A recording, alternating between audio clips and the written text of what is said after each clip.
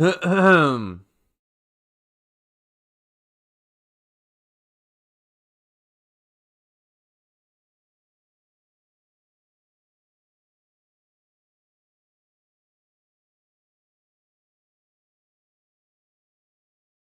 Ahem.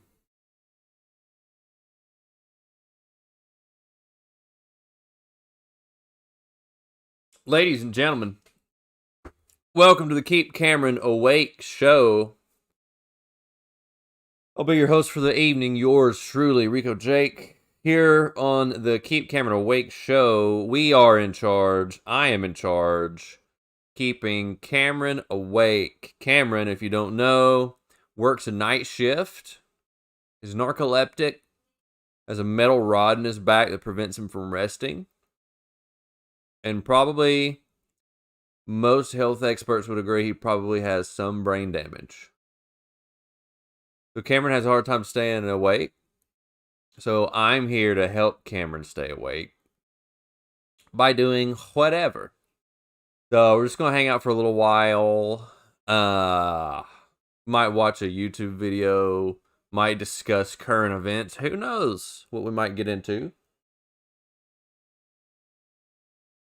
Also, I want to play some Dark Dungeon, also known as Darkest Dungeon. I've been playing some Darkest Dungeon on my Switch, and it's really fun. I enjoy it. It is, man, it's probably the closest thing I have found to Disciples 2, old school PC turn-based back in the day. Only Scuba Steve knows what I'm talking about. Scuba Steve and I played a lot of Disciples 2. Darkest Dungeon is probably the closest modern game I've found to that game. Not even the latest installments of Disciples have even come close. Darkest Dungeon is pretty close. Sir Cameron needs to sleep. I am aware that Cameron needs to sleep, but what he communicated to me, Mommy Muggle, is that he didn't need to fall asleep in the middle of the evening time. Okay? He told me that I was the reason why he fell asleep in the middle of the evening time when he was supposed to be awake, according to you. So I'm just the messenger. Okay? I'm just repeating what he said. And he went on, to guilt me about not streaming in the evenings, and that's why he falls asleep. So you make sure that he knows that I'm doing this for him, and that's it. And the job of me is to run my mouth, try and prevent him from going to sleep, Mommy Muggle, when he's not supposed to. I know he needs to sleep. Also, Journey got a new mattress, and I didn't realize that they were better quality mattresses. I might sleep better myself if I had a better quality mattress. Journey has a brand new mattress. She now has the best mattress of the house. I'm not a sleep expert, but there's a fella by the name of Andrew Huberman. He does, let's just pull it up. Let's just pull it up on the Keep Cameron Awake show. Andrew Huberman. Let me see if I can find his stuff on sleep. Poorly quote stuff he says all the time. Or Miranda. Because Miranda's all about the science. This fella here, he's got a lot of interesting stuff. He's a scientist fella. He talks about Adderall and stimulants for ADHD, which that was an interesting one. I got to finish that one. He talks about, there's somewhere he talks about sleep, optimizing sleep. He talks a lot about like the functions of like blue light, like off of our devices, and how they prevent us from sleeping. I harp on Miranda on this all the time. He talks about getting natural sunlight as early as possible when you wake up for a certain amount of time to give yourself more energy throughout the day. Yeah, he does a lot of stuff. How to breathe correctly. I know that one sounds silly, but I am a mouth breather myself, which turns out is not good for you. I think a lot of people are mouth breathers. Miranda could not breathe through her mouth because she's too busy grinding her teeth, which is a separate issue entirely. But I am a mouth breather because I've always had sinus problems, and like if I have to, like, if I think about it, I can catch myself breathing in my mouth when I shouldn't be. Walking and different things have helped me with that, but that's a huge thing that affects brain function. Talks about sleep and brain rewiring. Talks a lot about sleep. Is what I'm trying to say. How to stop headaches. This is a new one I've started. I gotta get Miranda on this one. Miranda always has a headache. Talks a lot about fitness and all that. I'm not the fitness guy. You guys know this. I'm not that guy. I just think it's interesting, and there are definitely things that you can do. Caffeine science and uses. It was because of this fellow the reason why I stopped consuming caffeine after about 2 p.m. every day, thus helping me sleep better. Before I would do like what I considered midday caffeine, like 4 to 5 p.m. and then wonder why I like woke up in 3 to 4 hour spurts throughout the night. Diet, talks a lot about diet. Just an interesting fella. As you can see from the length of his VODs, if you have a short attention span, you probably shouldn't listen to him. But he's a very good communicator with this sort of stuff. And this is the stuff that we didn't learn in health class, you know? And that your doctor really doesn't have time to tell you. So he talks a lot about more of the outskirts of like psychedelics and stuff, which I'm obviously not a fan of that. He's one of the few people, though, that actually talks about the dangers of legalizing marijuana, which I appreciate. Talked about nicotine. That's where I learned about nicotine being a protective on your brain. So we should probably leave the boomers alone. If you have a boom in your life and they smoke and dip, probably leave them alone because it's probably holding them together. Optimizing focus. He just does a lot. Perfect your sleep. There you go. Sleep and sleep-wake timing. One day we may watch some. I really need to curate. If I'm gonna do like a radio show kind of deal, I need to curate probably clips. We don't need to go through an entire hour and 41. I mean, we can. Like, why not? Brain chemistry, OCD. A lot of good stuff. Guys. Andrew Huberman, he does it in podcast format. So if you don't, I just consume pretty much everything via YouTube, podcasts, and otherwise. So for me, whenever I search for anything, I'm not a Spotify dude. I know some people do Spotify, or you Apple users have your iTunes and think you're better than everybody.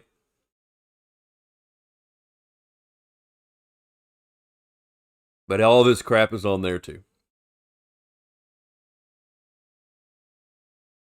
Let's just see on his. Where's that Perfect Your Sleep? I just want to see what his intro is for that Perfect Your Sleep. Let's see what he says. Where did it go? I think it was this way, right? I just want to see what his intro, how he introduces that one. See if it's the one that I've listened to. There it is. Welcome to the See what his intro says. Where we discuss science and science-based tools for everyday life. He timestamps things too, which is super helpful. Factors to control circadian rhythm. Morning tool. All right, here's the thing I was telling you guys about sunlight that I've tried to do instead of supplementing caffeine in the morning. And it's amazing, like, just what little things will do. Sleep. Let's consider what the perfect 24-hour cycle would look like. Let's start this 24-hour cycle with when you wake up in the morning. So for some of you, that will be 5 a.m. For others of you, that will be 10 a.m. Most people, I believe, wake up sometime between 6:30 a.m. and 8:30 a.m. But regardless of when you wake up in the morning, one of the first things that happens is that your body temperature is increasing. And that's just going to happen naturally. Some of it is going to be the consequence of your moving around a bit, but really the increase in body temperature is one of the main triggers for why you woke up in the first place. That increase in body temperature, in turn, causes an increase in the release of a hormone called cortisol. Cortisol is often studied as a stress hormone, but it's not just associated with stress. It also enhances your immune system, provided cortisol is elevated at the right times. And the right time for cortisol to be elevated is when you first wake up in the morning. When you wake up in the morning. Increasing cortisol is also going to increase metabolism. It's also going to increase your ability to focus mentally and for you to move your body. So again, cortisol is often demonized and considered this bad thing. And indeed, you don't want cortisol to be chronically or consistently elevated throughout the day or night. But you do want cortisol to reach its peak early in the day, right about the time you wake up. One way that you can ensure that that cortisol peak occurs early in the day, right about the time that you wake up, is to view bright light, ideally from sunlight, within the first 30 to 60 minutes after waking. That's right. View bright sunlight within the first 30 to 60 minutes. I tried this, guys. It works. It works. After waking. I'll get into all the caveats about what happens if you wake up before the sun is out. What if you live in the UK where there is no sun, or people claim there is no sun? Hate to tell you this, folks, but there is sun in the UK. We'll talk about all that. But everybody, whether or not you live in a cloudy place or a sunny place, whether or not there's cloud cover or not. And obviously, a lot of this is not going to apply to Cameron because he works night shift, which totally just throws everything out of the loop. But the stuff about caffeine, he talks about naps too. There's a window of opportunity with naps that I try to take into consideration. Leading into evening. So you may ask, what are the things that you can do throughout the day, the middle of your day and into the afternoon and evening hours that are really going to set you up for the best possible sleep later that night? Well, there are a few do's and there are a few don'ts. First of all, be careful about ingesting too much caffeine throughout the middle of the day. That's kind of an obvious one. Yeah, I was always been bad at that. Second of all, if you are... It's funny you say that, Mommy Mogul. He was on Tom Segura's podcast, and they made a joke of how they look alike. And so Tom started saying inappropriate stuff, and he was like begging him not to. It's funny. And I raise my hand now. For those of you listening, I'm raising my right hand because I love naps. I've always loved naps. I love Nowadays, naps. I do NSDR or a Reverie sleep hypnosis almost every day. And I tend to do that, as I mentioned, in the early afternoon hours if I'm feeling kind of sleepy. Because even though I optimize my caffeine intake, timing, etc., I tend to get a little sleepy in the afternoon. Most people get a little sleepy in the afternoon. Some of that is related to hitting that peak of body temperature. And you might think, wait, I thought high body temperature is associated with alertness. And it is, but right as you crest that. If body temperature correlates with alertness, Miranda is one of the most alert people I've ever met. Because she's always on fire. She's always like a furnace. So she's very alert. Body temperature and your body temperature. Also Journey. She's also it's like a wood heater in a furnace. Starts to drop. There's a tendency to be a little bit sleepy. So some of you might opt to take a nap in the afternoon. Should you nap? Should you not nap? That's a question that I get asked a lot and that I asked Dr. Matthew Walker when he was a guest on this podcast. Here was his answer, and here's what the data support. It is fine to nap in the afternoon, but don't nap so late in the day or for so long that it disrupts your ability to fall and stay asleep at night for your major. I almost always do that if I nap. This is where the time window comes into play. Okay, so naps are fine, but don't sleep so long during the day or too late in the day that it disrupts your ability to fall and stay asleep. I should also say you do not have to nap. It's kind of an interesting phenomenon that happens on these podcasts and on social media where we'll talk about naps and the fact that naps are great and don't make them longer than 90 minutes. But then all the non-nappers get really worried. Like, wait, am I supposed to nap? I don't like naps. I wake up groggy. You do not have to nap. In fact, if you can make it through your whole day without napping, but I want to you. But if I want to nap. Do nap and you find that naps serve you well, keep those naps shorter than 90 minutes for reasons related to shorter than 90 minutes and so forth. And make sure that you don't nap too late in the day, that you are then staying up too late at night and having a hard time waking up the next morning. I will say that for a lot of people who do not like naps or that find they wake up really grumpy from naps or groggy from naps, I encourage you to try the Reverie app, try an NSDR script, try Yoga Nidra, try something of that sort for anywhere from 10 to 20 to 30 minutes.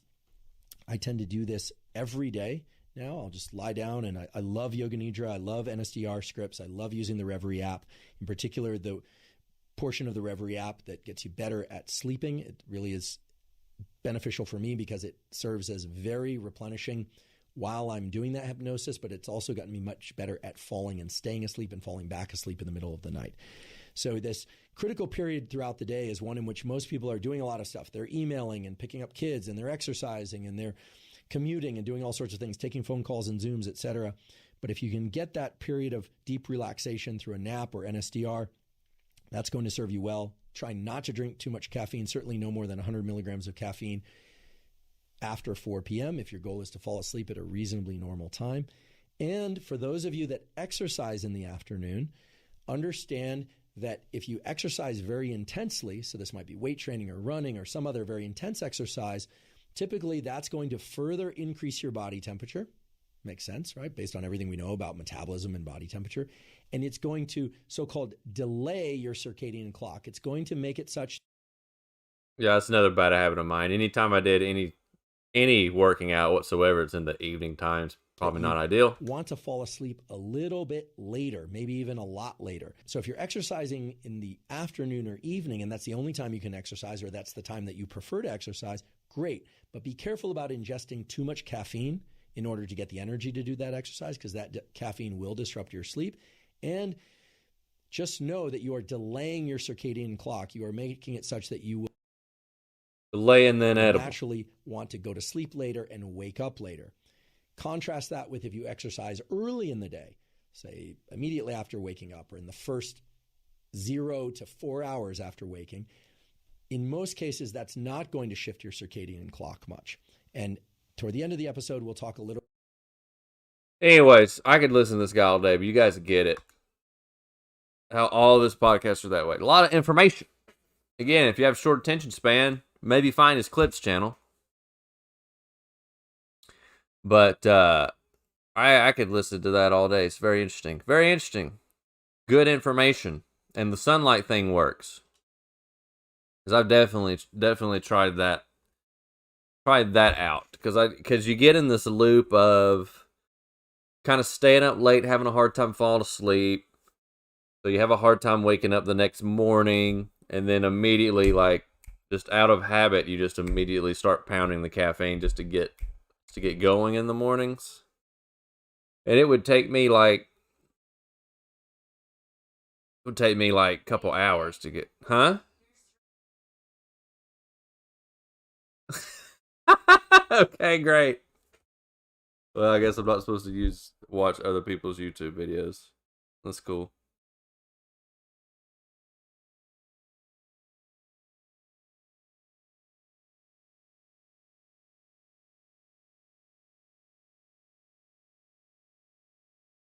Says streams are interrupted when copyright content is detected. After copyright material is no longer being streamed, streams are automatically re-enabled. Okay.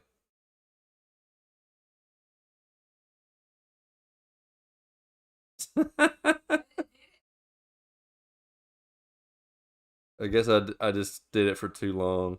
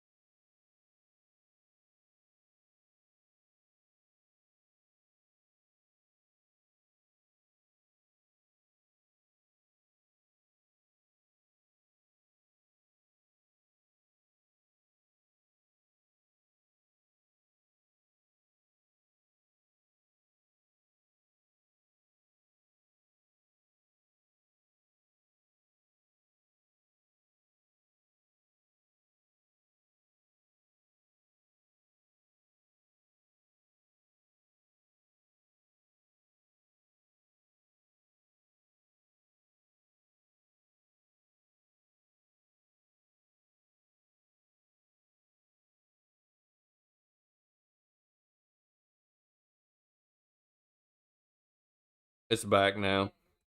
Okay. All right, I'm back. Welcome back to the Keep Cameron Awake show. We're off to a great start. We can't watch any more Andrew Huberman Lab because we'll get copyright suspended. That's a bummer.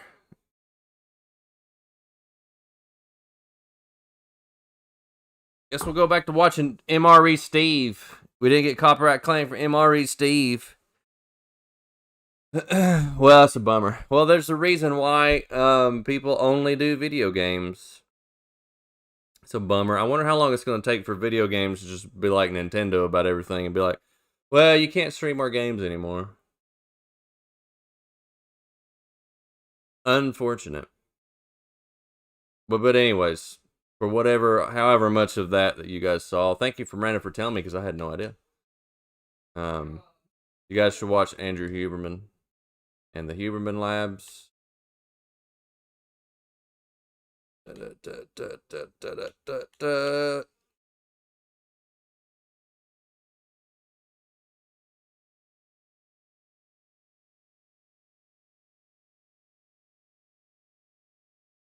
Man, that's a bummer. It really limits what you can do, huh? All right, well. What else is going on? What else is going on this week? What's in the news this week? No, don't start that again. Don't give me copyright claimed again. What's going on this week? What's in the news this week?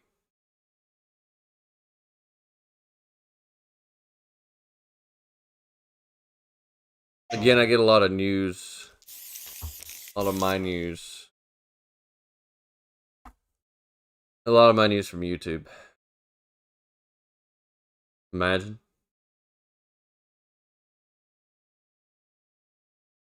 Imagine playing something on YouTube and then YouTube telling you not to. That's cool. I'm not even monetized anymore, YouTube. I can't really show you guys any Tears of the Kingdom stuff. A, because I don't want spoilers for myself. I've really done really well to refrain and experience it naturally with the girls.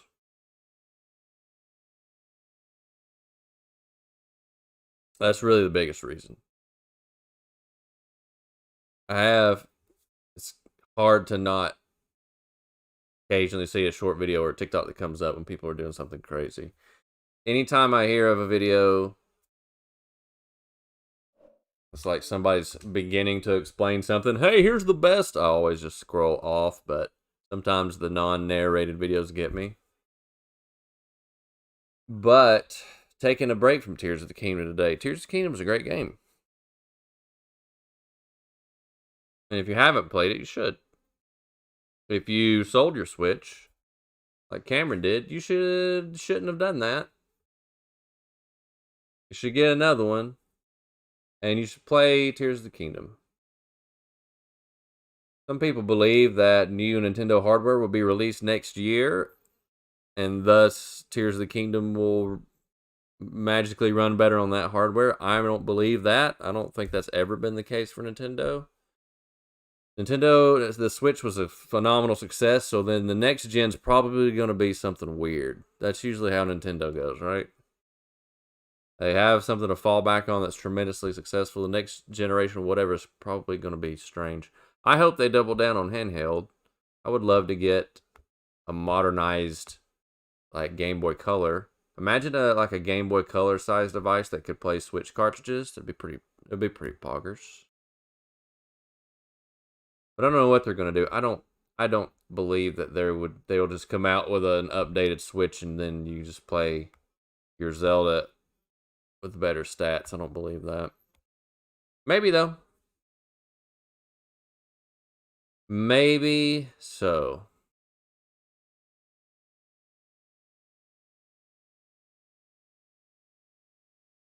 Well, I guess we'll play some Darkest Dungeon.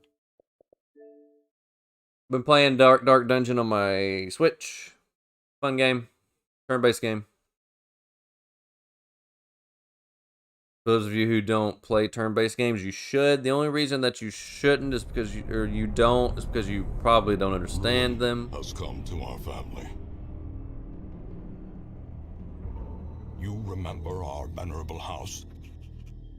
Opulent and imperial, gazing proudly from its stoic perch above the moor. I lived all my years in that ancient, rumor-shadowed manor, fattened by decadence and luxury. And yet I began... I'm skipping all that. I don't care, I've already seen it.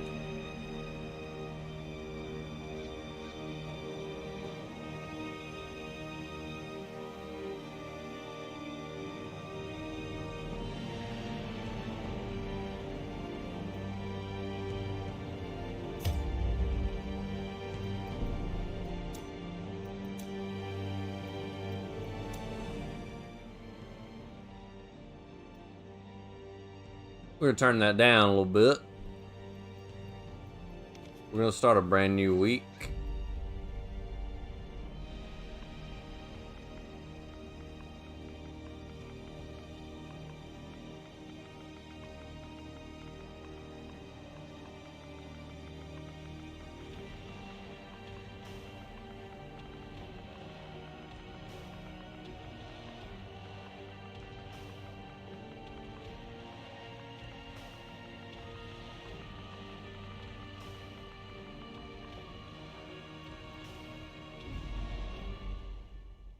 Scuba Steve would like this game. Cameron and Rick would like this once they see me play it. It's a fun game. Different game than a lot of people are used to. It is pretty challenging. I haven't beaten it. There's a lot that I need to learn. Leading only, I fear, to ever more tenebrous places. There is a sickness in the ancient pitted cobbles of the old road, and on its writhing path you will face viciousness, violence, and perhaps other damnably transcendent terrors.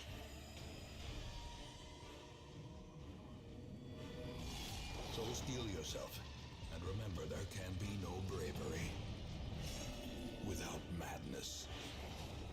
The old road will take you to hell. But in that gaping abyss, we will find our redemption. Darkest Dungeon has a part 2 that's out. Recent release, PC only right now. I will most certainly get it when it comes to consoles.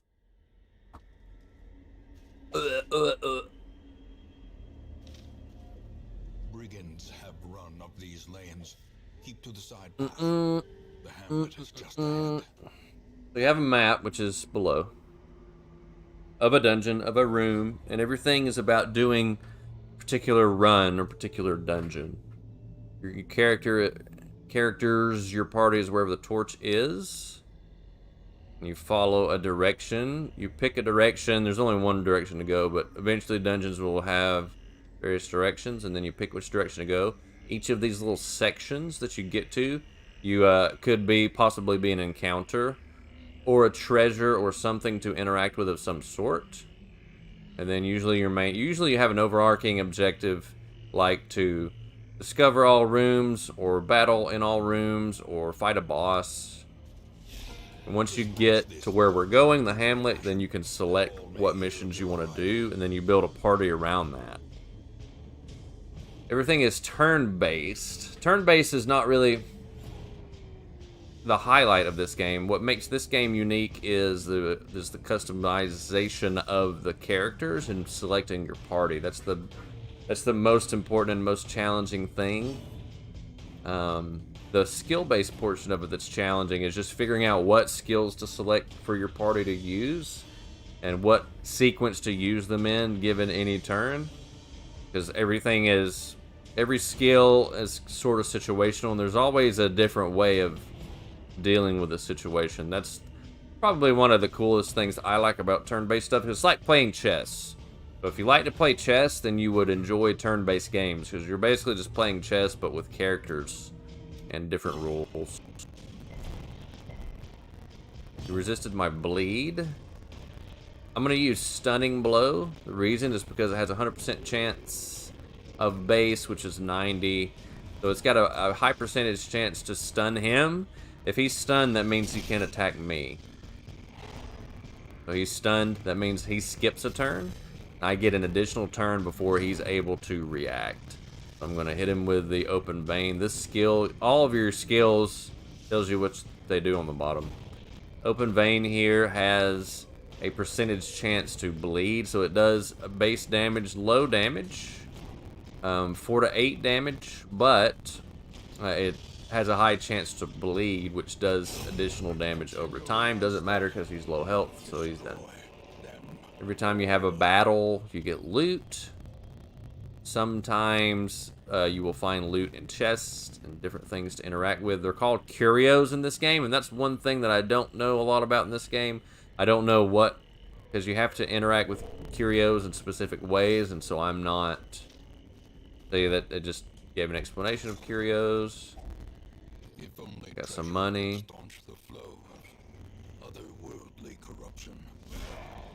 Alright, so this is an example of a room where we have a fight and there's a chest involved. We gotta beat these guys up before we interact with the chest. Usually how these encounters work, you usually want to get rid of the back units first, because the back units can do more ability-based things, like stun, poison, blight, bleed. Whereas front units normally have move skills and just do raw damage. So usually, if at all possible, want to try to get the guys in the back first. We'll see here that this skill here, the little dots indicate where you can use a particular skill based on where you're at. It's like a 4 space grid system. This one in particular, I'm in the second space because I've only got 2 people in my party. This skill can attack people that are 2 squares or basically in position 2. You'll see here that this doesn't have a position 2. That's because this big dude takes up position 1 and 2. So technically he's in 1 and 2 and this guy's in 3. So Open Vein doesn't work for him. If I wanted to hit the back unit, I could hit Pistol Shot, which will do damage to him. It has less chance to actually hit. Or if I want to hit both of them, I could do Grape Shot, which gives a debuff. Reduces their ability to critical, hit a critical percentage of damage, which isn't really likely right now. I'm going to do that anyways just so I can do damage to both of them. I did. Gives both of them a debuff. It just gives them, lowers their chance of getting a critical strike. That becomes way more important when your light runs out and higher levels, it seems. I just started getting into like veteran level stuff and I'm getting critted way more.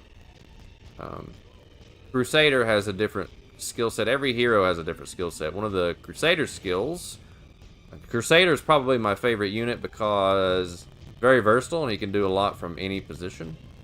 One of the things he can do is actually, it's called a taunt. So I'm going to use this skill here. It's going to give myself, buff self 20% protection, which is going to make the enemy do less damage. It's also going to mark me, so that if the enemy is able to attack, it's going to attack me, which he did, just to keep damage off of my dude. This guy's going to blanket fire like I did. He's going to blanket fire again because he has a higher speed, probably. I got debuffed. It just means he gave me his shot. His skill gave me a debuff of -2 dodge.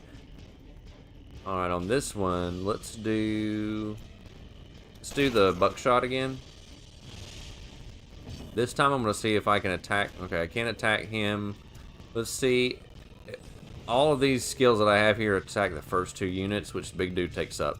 This time let's do Stunning Blow to Big Dude. See if we can stun him and take away one of his moves. We did. So he's stunned for a turn. One thing that happens after you stun someone, you'll see here this little indication. They immediately get a +50 stun resist for 1 round. I think that's just to prevent people from spamming stun. We're going to do Grape Shot again to attempt to get that back line, and we did. Corpses, yeah, corpses stay on sometimes. I think they don't if you kill someone with a critical strike. but sometimes you can use them to get in the way of other dudes. Sometimes they get in your way. Alright, so he's got 50% stun resist, so it doesn't make a whole lot of sense for us to stun him again, so we should just hit him with a basic melee. If there were 2 people in the space there, that would be a good spot to use this Zealous Accusation that does damage to both. You can tell an attack that has a line in between the dots means that it does damage to both sections of the battlefield. So we're just going to do a regular... Well, I hit him with a stunning blow again, didn't mean to do that. So, case in point, I hit him with stun, he resisted it because he's got stun resist. Let's make him bleed. Big dudes, it's good to get status effects on and stack those as much as possible. It's usually the big dudes have high physical damage resistance and condition damage, so like bleed, blight, poison, those ignore defenses. So this time let's do what we're supposed to. Let's do the regular attack. And he's gone. Some money, antidote. We're done. We completed the quest. We're not gonna go to Hamlet immediately. If you do that, you don't get to see what's in your chest. That chest was trapped. And fool me once. I'm gonna cure him, and then our quest is complete.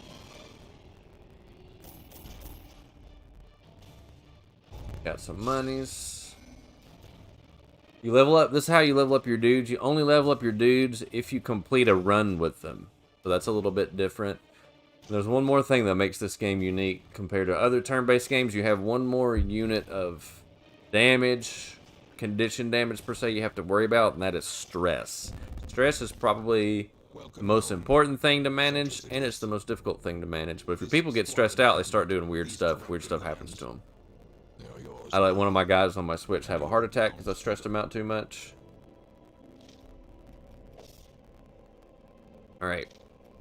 So this is the part of the game that is similar to Disciples 2 in a way. Disciples 2, you had a main town,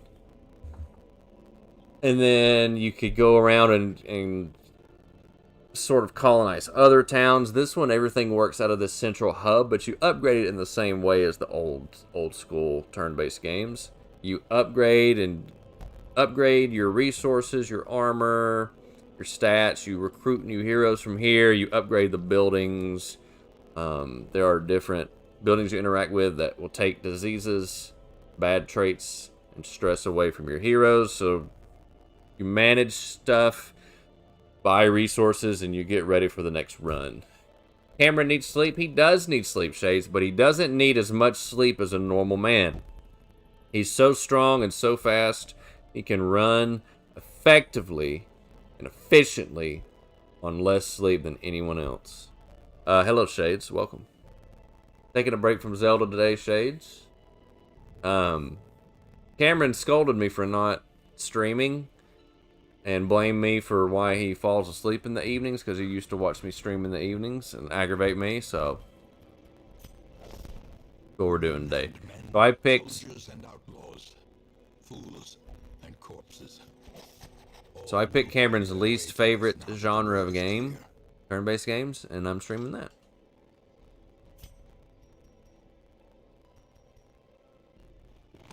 I want to increase my roster and increase the heroes that we get. This is where your dead people go. This is a game as well. If one of your people dies on a mission, you don't get them back. They're gone forever.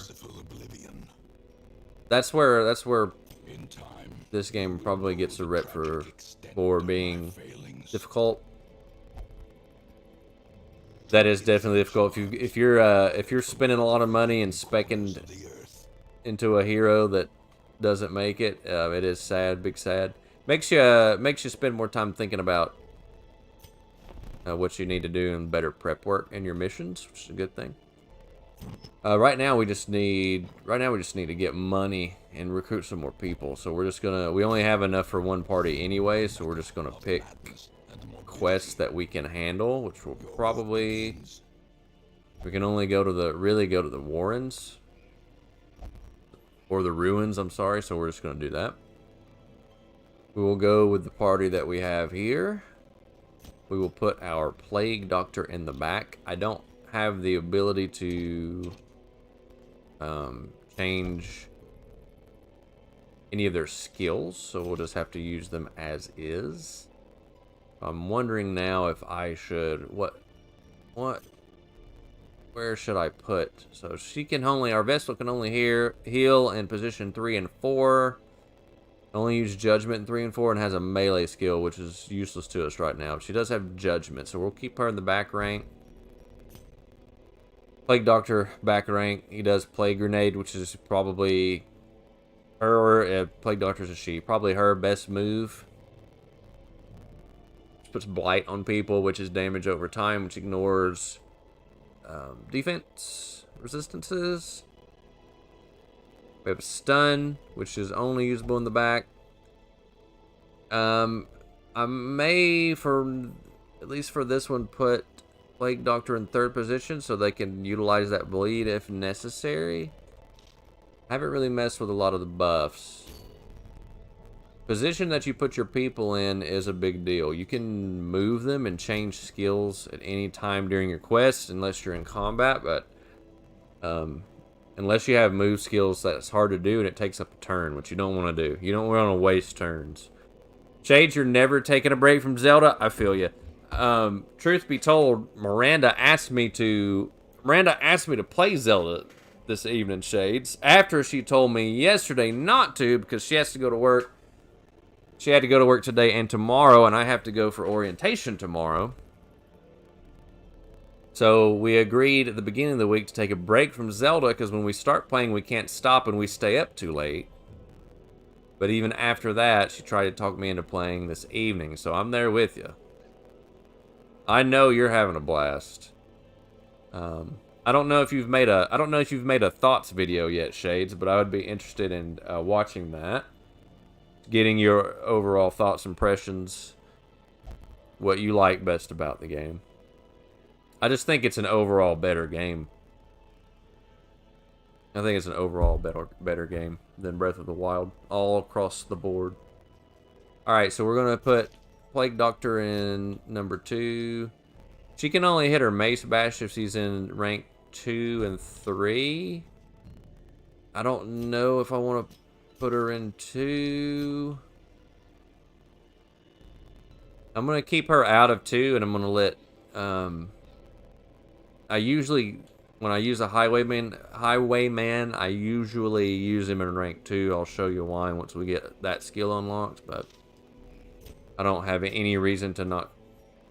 I don't have really any reason to put my Vestal in 2, unless I just wanted to only use...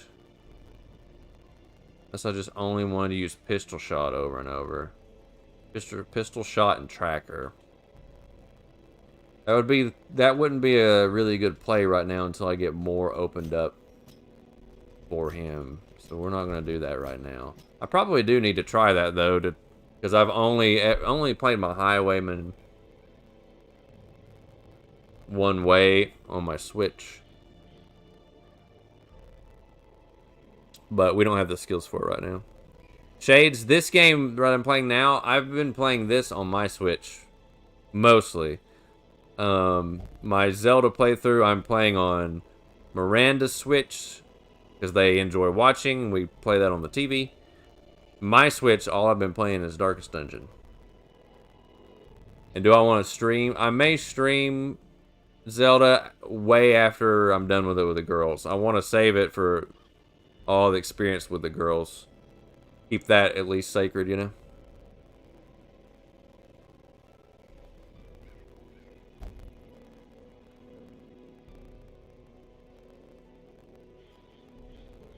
Yeah, I agree, Shades. Make it a... Yeah, I agree. No doubt. That's why I meant I want... That's the reason I said I want you to do a video on it. Because I know you can't just type... It would be difficult. It's difficult to type in chat or on Discord all your thoughts on it, you know? I feel the same way about it as I did Majora's Mask. It just elevated the game before it, which at that time was Ocarina. It gave you a new gameplay element, which was the dealing with time in Majora's Mask. The story was deeper, the interactions were deeper, had more feeling because you couldn't save everybody, but there were so many side quests. There were so many extra things to do to be able to get the Fierce Deity mask. The world was like richer, more vibrant. All of that applies to Tears of the Kingdom for me. So like for me, it's just like reliving Majora. And I think the reason I say it's gonna be probably Journey's first is because it's way more user friendly with just how it introduces you to things, you know. But yeah, for sure, you should do an official script and talk about it. I would be interested in hearing that. All right, let's go on an adventure with these dudes. The cost of preparedness, measured now in gold, later in blood. Always take 8 food on short missions. 8 torches. I don't remember what... this is another thing I'm not great at the moment, is like what provisions I need.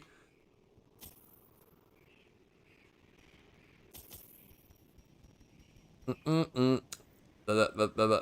don't know if I need bandages or not. There's the way that you interact with different curios, you have to use different.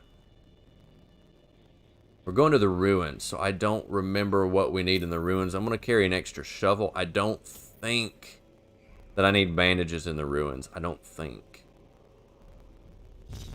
Let's go. I'm not good with my party provisions because a lot of these, it's just about learning the area and what you need. Probably a lot of situations where I buy more stuff than I need to and waste money. Not great with my provisions yet. There's a lot about this game I've yet to learn. People will remember this game as one of the greatest. I agree. I haven't even done... we haven't done any of the story stuff yet, Shades. That's been one of the deal with the girls is I'm not doing any story stuff until they tell me. And they've been content so far just running amok. Doing shrines. Do want to complete all the shrines because I heard through the grapevine that there's some lore that you experience if you do all the shrines. Alright. We don't have any back line targets. I can't use any of my blights, so we're going to have to bleed them. I don't really see the point of buffing my dudes right now. Let's bleed the back line. He resisted bleed. Doesn't matter. He's dead. She can do judgment. That'll work.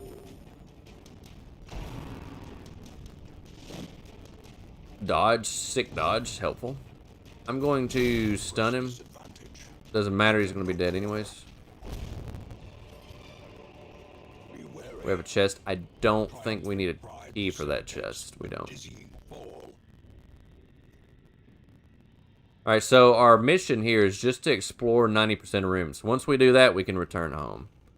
Some instances you want to keep exploring, some you don't. Some you're barely surviving and you just want to hit that, whatever your goal is. But we get credit for the mission, we get mission rewards for completing exploring 90% of the rooms. Which we're going to do that. This is why I brought a bunch of shovels. If you don't have shovels, if you have to dig that by hand, it stresses your people out a lot.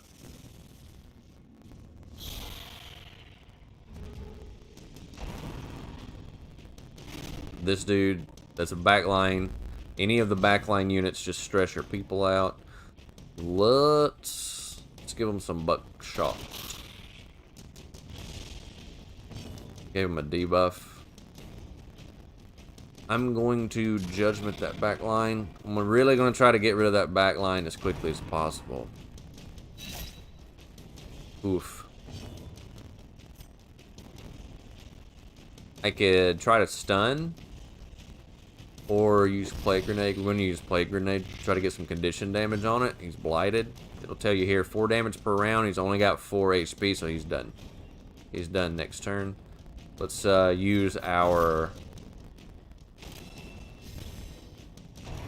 that ability not only aggroes people to attack you, but it also increases your light level, which is another mechanic of this game. Alright, so homeboy there he's going to die next turn. Doesn't make any sense to waste a turn plaguing him again. It doesn't make any sense to stun him again, because he's dead. Does make sense to try to use this bleed on somebody else, and we killed him.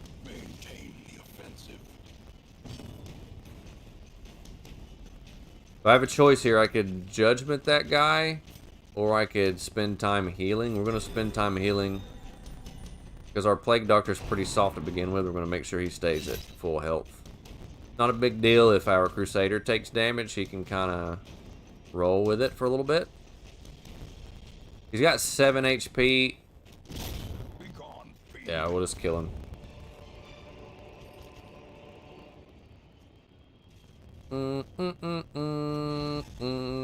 In some instances, you guys will see me do a lot. Sometimes you want to delay the end of an encounter, because that gives you time. To more turns for your party to be able to heal and reduce stress and that sort of thing. It's sort of an advanced tactic you have to kind of learn by trial and error.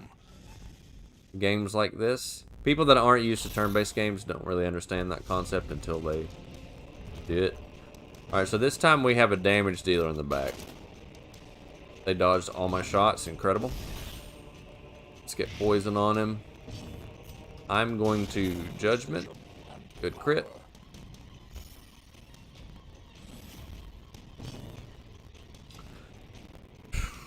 Because there are multiple damage dealers, I'm going to buff and I'm going to provoke the front two.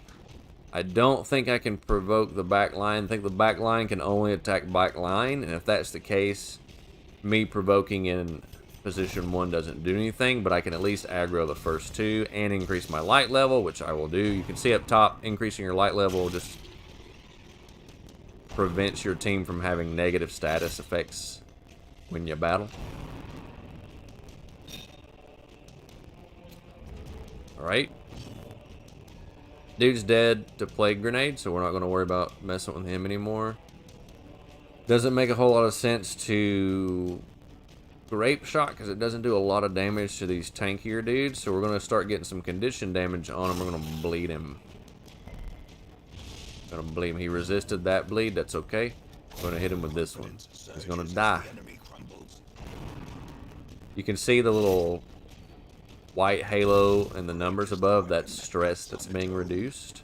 Your stress bar is right under your health bar.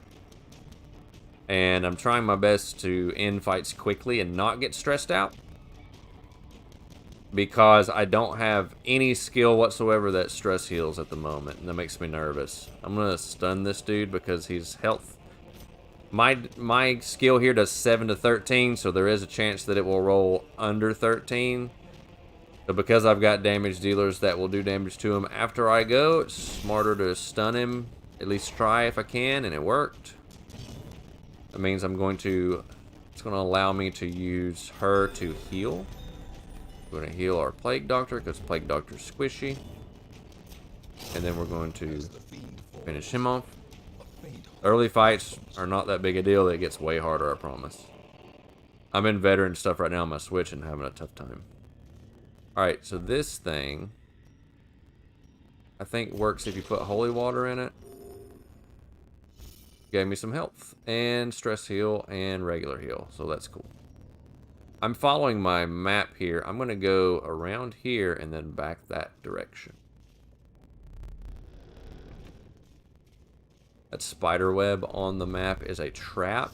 If you just run over it and don't pay attention, it will harm you. But you can try to disarm it.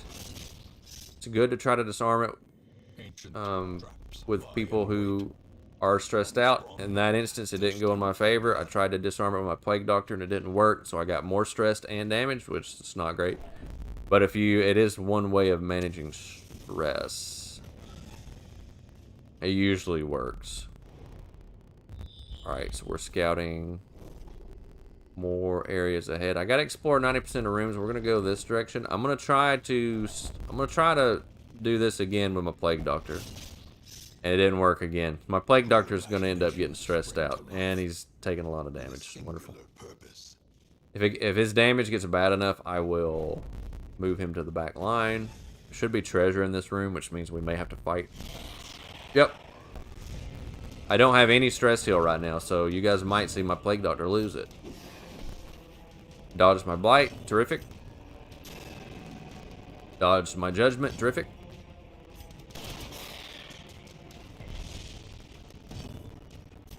Need to stun one of these dudes. Missing a lot. That's not good. That's a movement skill. He's going to move me back line and get my people all disoriented, which is annoying. Movement skills, it's going to take me like 2 moves to get him back. Ugh. Ugh.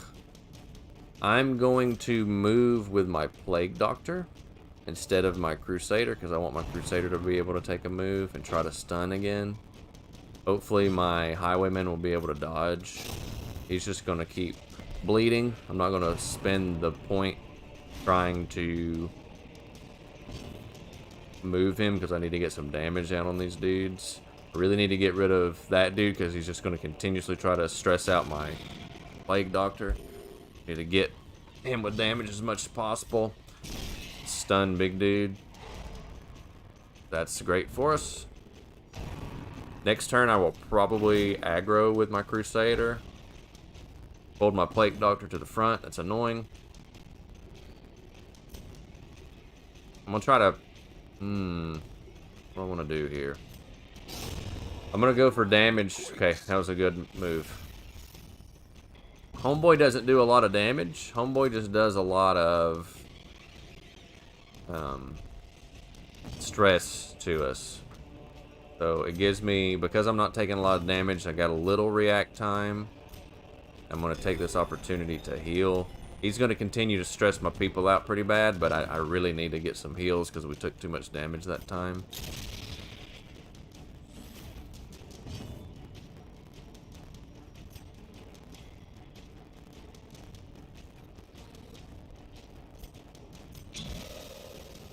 I'm going to buff myself with speed just to see if that might help me dodge. He's going to push him. I don't care if he pushes. 1 damage and a push. That's not bad.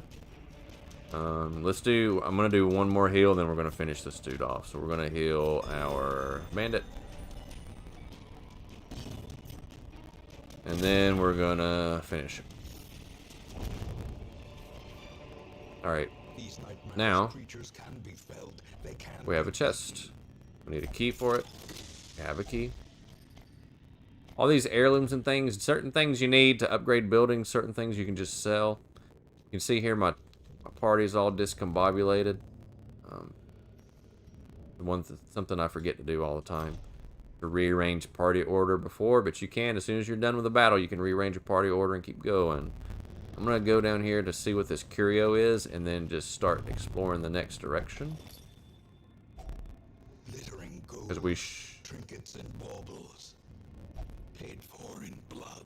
So that dude, this guy has a negative quirk, which is Klepto, which means he will just interact with things that he deems as treasure, and you can't use it yourself, which is annoying. That's an annoying quirk. Not really detrimental to battling, but it's detrimental to getting loot. So you can see I wasn't able to get that loot there. Let's just go ahead. We'll circle back, go up. Let's just get all these areas down here. Circle back. I need to use his aggro skill a little bit more because it increases my torch level, and I'm only got 4 torches left. The longer you stay in a dungeon, the more stress that your people take. The darker it is in the dungeon, the more stress they take as you move. You only move on this grid. If you backtrack, if you move backwards, it stresses your people out way more. The path is clear. We require only the strength to follow it. There's a curio in this room. Able to keep those.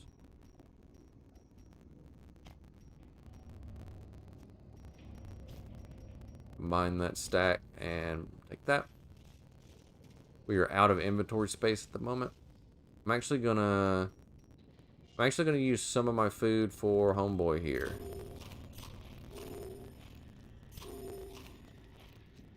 And here.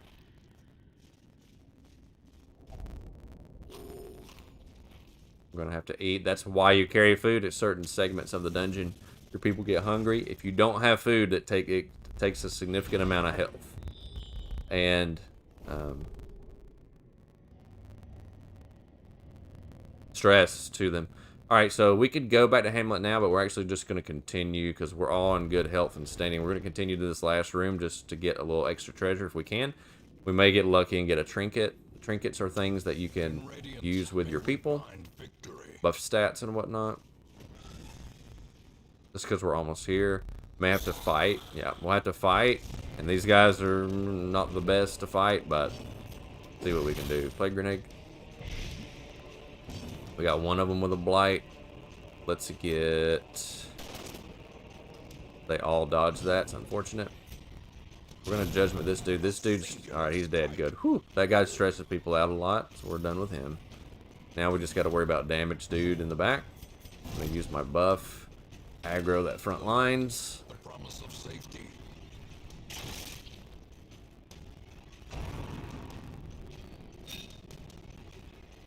Good dodge.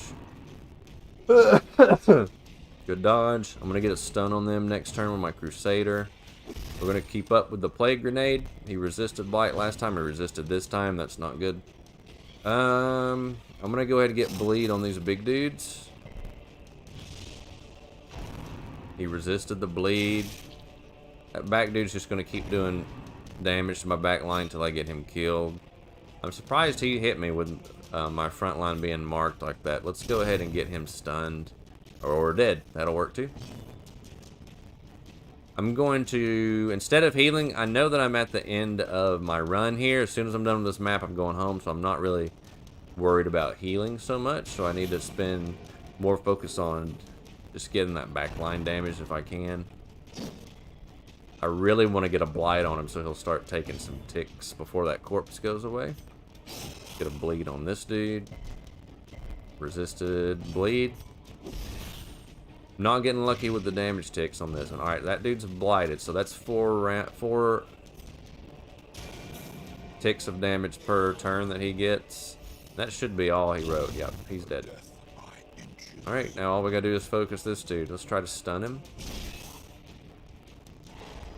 He is stunned. Lovely. If I had stress heal, this would be a phenomenal time to reduce some of the stress of my Plague Doctor, but I do not. I'm going to continue to try to get him to bleed. He resisted again. Doesn't really matter because all my people are turned against him. And he's gone. So I actually do have a stress heal, but I only have a stress heal for my Vestal. It's not a benefit to anyone else. Alright, so we did get some treasure. You don't get to sell your shovels or any of your provisions back, which is kind of a bummer. I wish you could. But we do have one more chest that we can get into. I don't have a key for it, so we'll just open it. I think if you don't open it with a key, you don't open it with a key, you don't get the maximum yield. But that was the last room. We're done.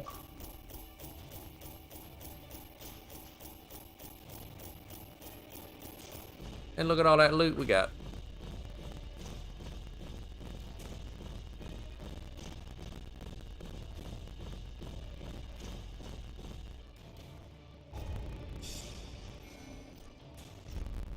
People got some resolve, and we got positive traits. So every time that happens, you have a chance of getting positive or negative traits. This guy got Slugger, which is plus 10% melee skills, and 10% scouting chance in the cove. I remember days Helpful. when the sun shone, and laughter could be heard from the tavern. So I have one trinket right now. Move, skill, chance. I'm gonna probably put that on Modismus. We have unlocked the Abbey. You can reduce stress on people here, but it costs a lot of money. And it seems like it's more efficient to do your stress healing while on an adventure, if at all possible. tavern, you can de-stress people as well. Right now, I don't have... Alright, there we go. We got a Jester. So, one of the biggest draws of this character, the Jester, is like a bard and has a particular skill called Inspiring Tune. It just reduces stress on target and buffs himself for damage. So that's what makes the Jester a dude. And I actually got lucky getting him right off the rip. So we're going to get him. Every character that you get comes with a different set of starting skills. You have to unlock other skills and pay money to unlock different skills other than what they come with. And they all come with quirks and negatives. So this guy has +4 speed on the first round, which is cool, which means he probably would do better in a 1 or 2 rank. But he also gets 20% more stress in the Ruins dungeon, which is just... There's all kind of different perks and quirks. But we're definitely going to recruit that guy, 100%. I've never used the Arbalest. I don't know what she does at all, or if she's good. We don't have anybody right now, so we're just going to recruit everyone. This person right here I don't really like. Never really been able to mesh her well with a team. And I've never used this person here, the Arbalest, so we'll try that out.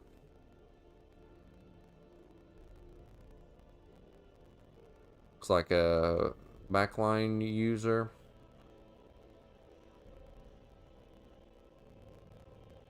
Blinds. Blind fire. Blind fire can attack anybody. Puts a negative damage modifier on them. Buffs self.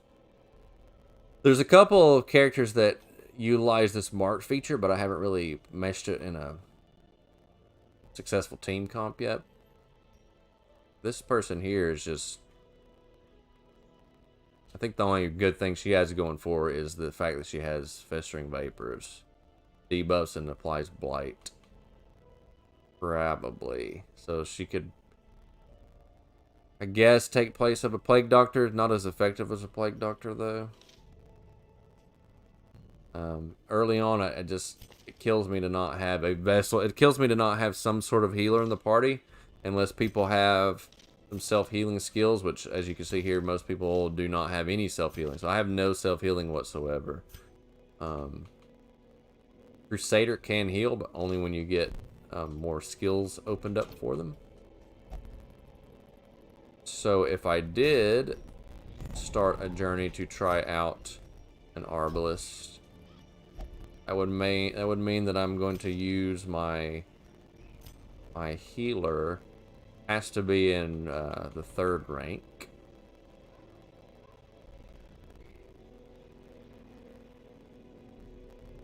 You can use her as a front line, but you don't get the benefits of healing or judgment, which for right now is our only source of stress heal, because she heals herself. She does that, so I just can't justify putting her at the front line at this point in time. We could run it like this. We could run a Crusader. Crusader Jester to deal with stress. My Jesters usually have, yeah, so I've got a bleed skill that can deal 2 damage, and they can actually, from there I can actually hit a Finale, which will put me in the back line, but is a pretty good skill. And so some of these heroes you can see have like some movement abilities that move them around the party that can kind of get a little confusing, but can also be beneficial. All right, let's figure out which one of these we would rather have. Gambler's Charm, max XP. Arbalest plus 33% healing skills. That would be beneficial if we end up liking our Arbalest. We might actually go for that. Virtue, I don't know what Virtue does. Let's go for the Arbalest Greaves. Let's do that one. It's a medium one, so that's a longer one. I mean, we can try it. We get firewood. We know that we need some shovels to do some stuff. We know we need some of those. We did find a shrine, so having holy water would be helpful. Need a bunch of torches. I'm gonna bring 14, and we need a bunch of food. At least 16 food, because this is a medium mission. We're spending a lot of money up front, but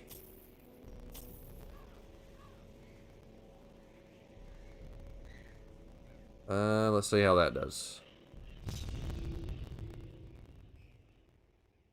Camping skills is a thing for medium and longer mission types. It's a way of recovering stress and health in the middle of a dungeon. You can only do it once per dungeon. Of your lineage once familiar, now foreign. Let's actually go to the right and explore this way. 90% of rooms is our goal, so we will go through here, then to the right, and then end up here. If we can, I'd like to not camp till we get to that room. Unless we just have to.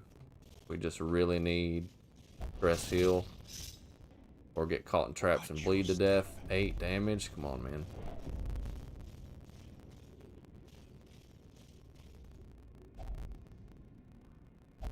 Books. An old journal entry.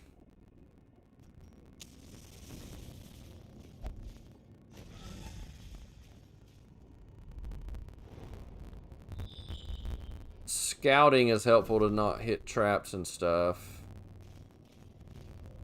Looks like we're okay for right now. I don't fully understand how scouting works yet. I know that it is a skill. This is a confession booth. That takes away stress, I'm pretty sure. If you use holy water. Yep.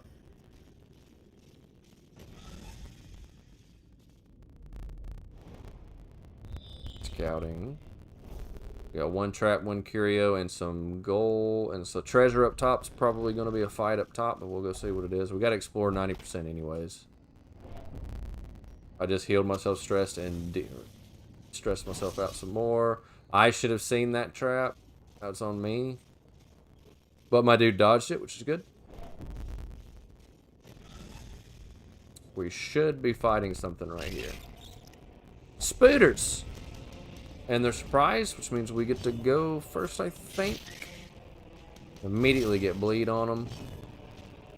Alright, so she, first time using Arbalest, she can blind fire random targets, rallying fire. What does that do? No damage.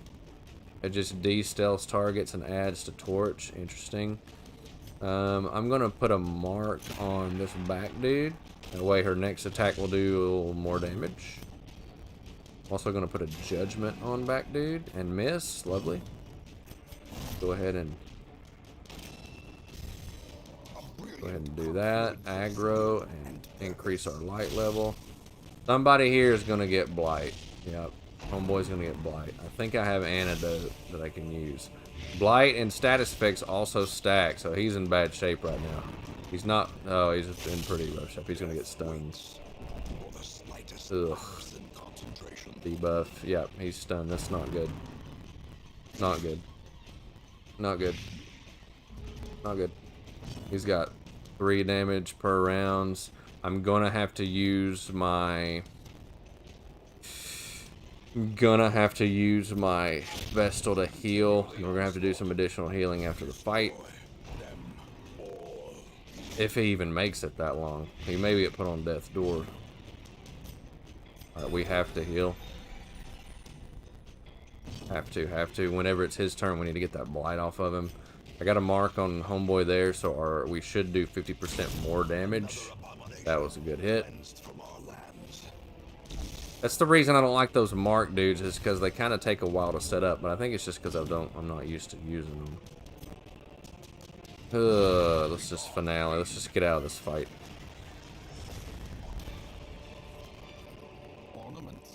Alright. Let's, I didn't bring any antidote. Lovely. He's going to take damage ticks. Let's use some of our food to heal this man's. I don't know why I didn't bring anti-venom or antidote. Didn't think about it. Didn't really expect to encounter spooters in here. Finding the stuff is only the first test. So he's going to take blight damage ticks as we move until that goes away. I use Ugh. I used some of my food. I don't really want to use more of my food because I know I'm going to need it. But, it's a tough one. That is a tough one. You can't abandon your quest at certain points, but it stresses your people out a lot to do that.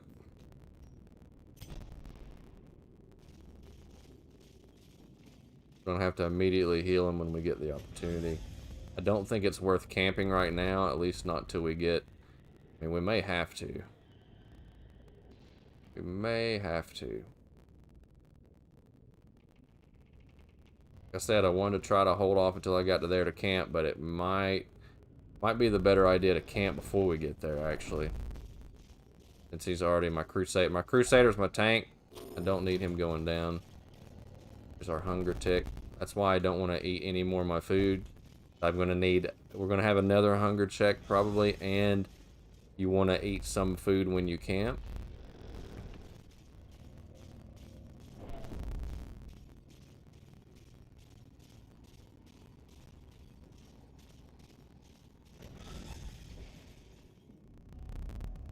Let's see if we can make it to where I wanted to make it. Alright, so he just got trapped. Good thing he resisted that. He's a klepto, which is why he grabbed that and didn't allow me to do it with a shovel. There's our second hunger check. We may not get to eat anything while we camp. As the light gains purchase, spirits are lifted, and purpose is made clear. Trap, a curio, and a room. So we can make it to where I said before we camp. Let us try to disarm this trap. Didn't work. Ancient. He took even more damage. We have got to camp. Got to. And thirsting for blood. Alright, he got a buff and some, but that's not going to be enough to heal him. We got to camp.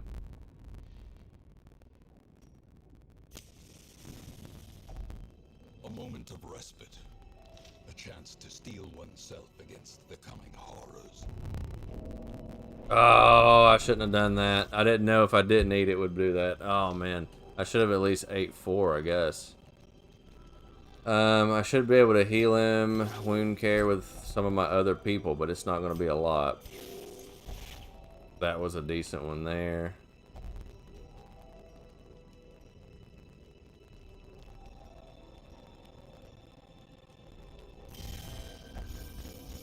Do some stress. Got 3 more action points.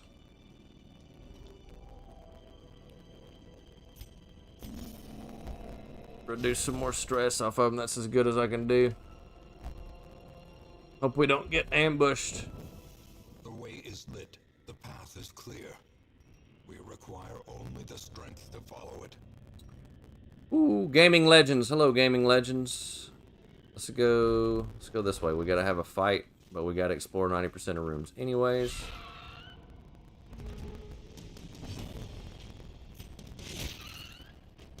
Some bleed on them. One resisted, one is bleeding. Good.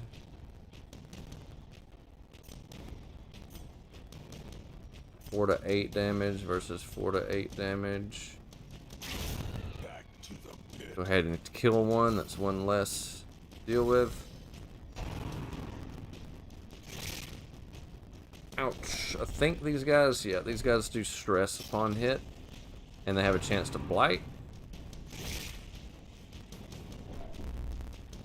Stress. He resisted. Stun. Maybe it's stun and not blight.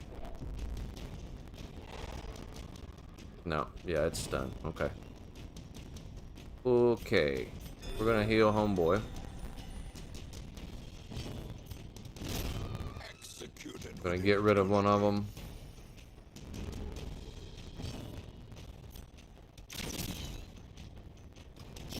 Great is the weapon that cuts on its own. I'm gonna sneak off another heal for our Crusader. Good dodge. Just gonna do this for our torch level. Match is struck. A blazing star is born.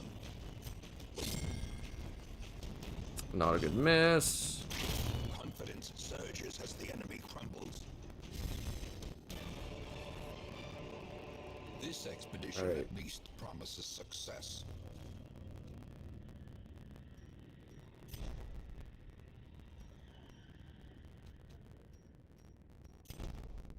Rearrange my order here.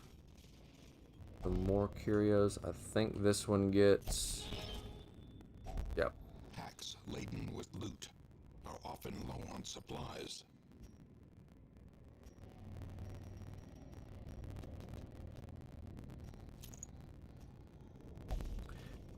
Little buff to her. I think this might be a healing pot.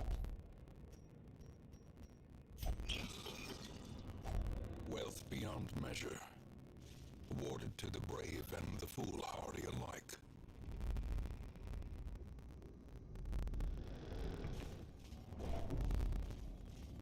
Got an extra torch. Take that.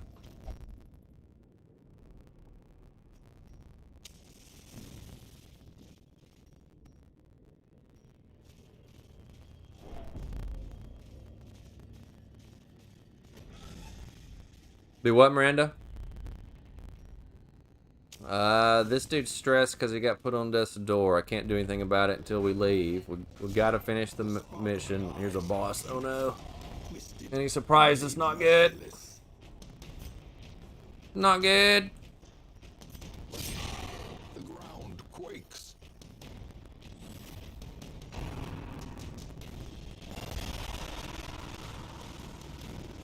Ugh.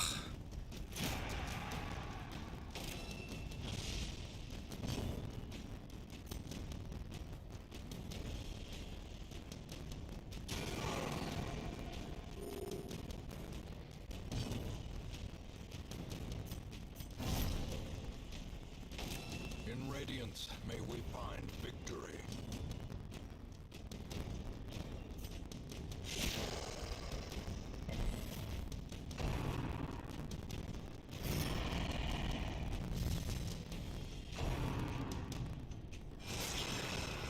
Oof. Oof. Oof. Healed himself. Not good. He's got a guard on him.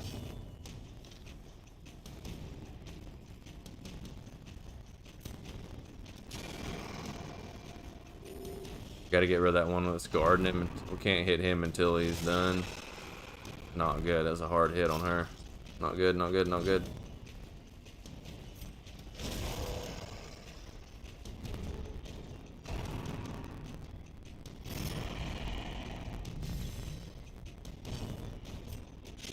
Their formation is broken. Maintain the offensive.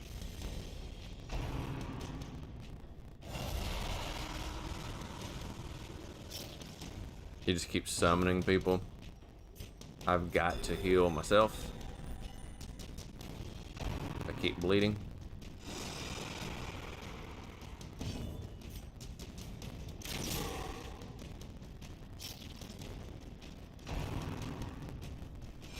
Really can only hit that back line with 2 of my people.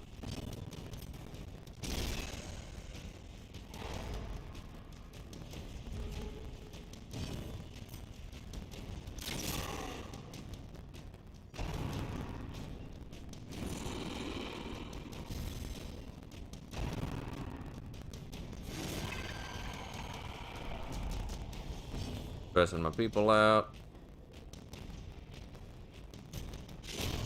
As the fiend falls, a faint hope blossoms.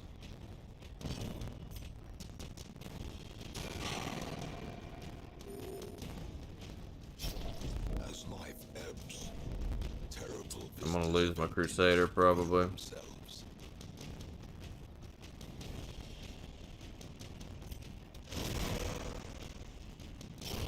A death by inches.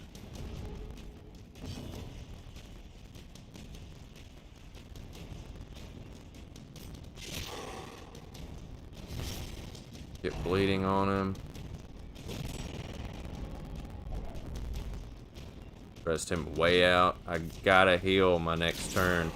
If I make it next turn to keep my Crusader up, or he's gonna die.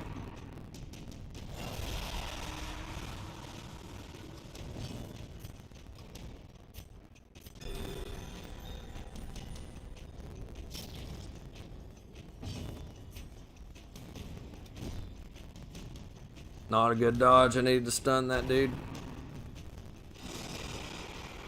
That was a good dodge by Jester.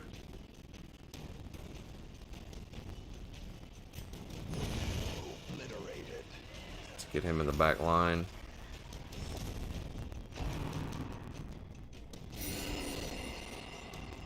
No, we don't need to heal that dude.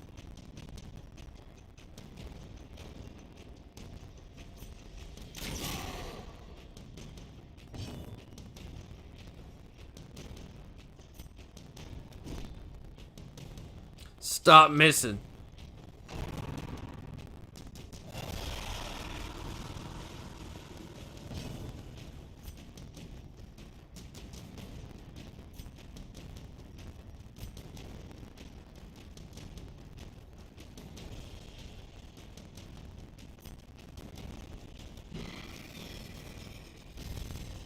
Oh, I don't know if we're going to pull this one out.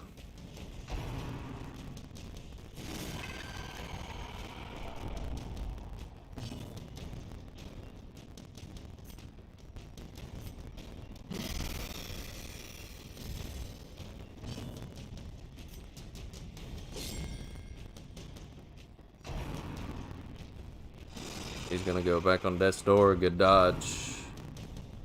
He's gonna go on Death's Door though if he gets hit. And now, Yep. true test. Hold fast or expire. And he is stressed out, but he's vigorous. Alright, a positive. Okay. He's still on Death's Door though.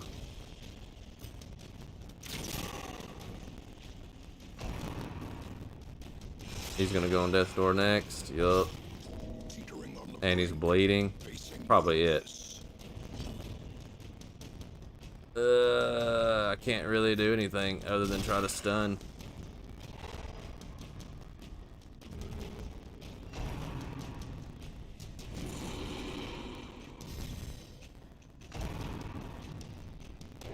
I'm gonna kill him.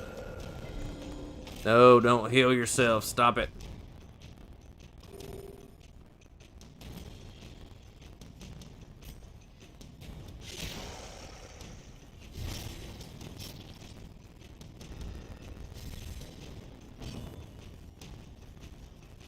Can't heal from this position.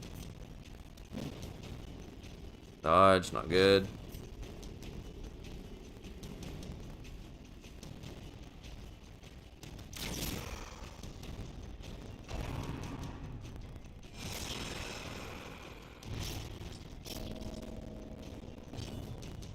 Death's Door again. Good stun.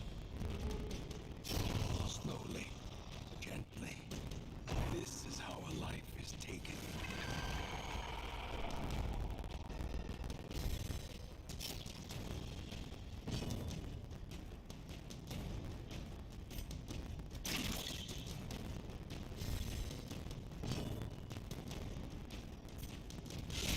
Well struck. Come on, get a bleed on him again.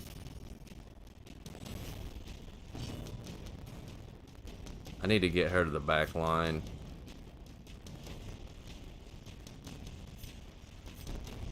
I just know he's gonna get hit next round though. Unforeseen. Unforgiving.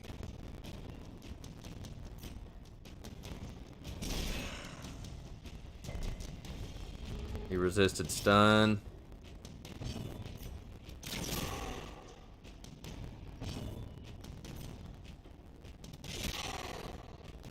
Some more bleed ticks on him. We need it.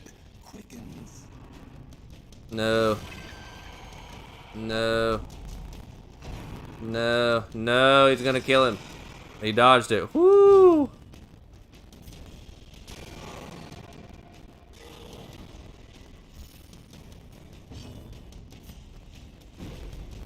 No, miss your shots. Now's not the time to miss your shots, bro.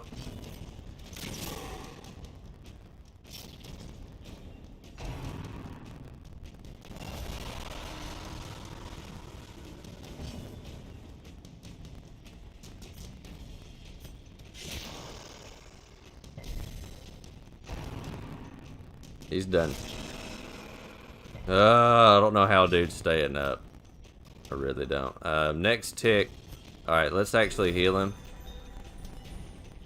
Next tick, homeboy should be dead. Try to stun just to do it.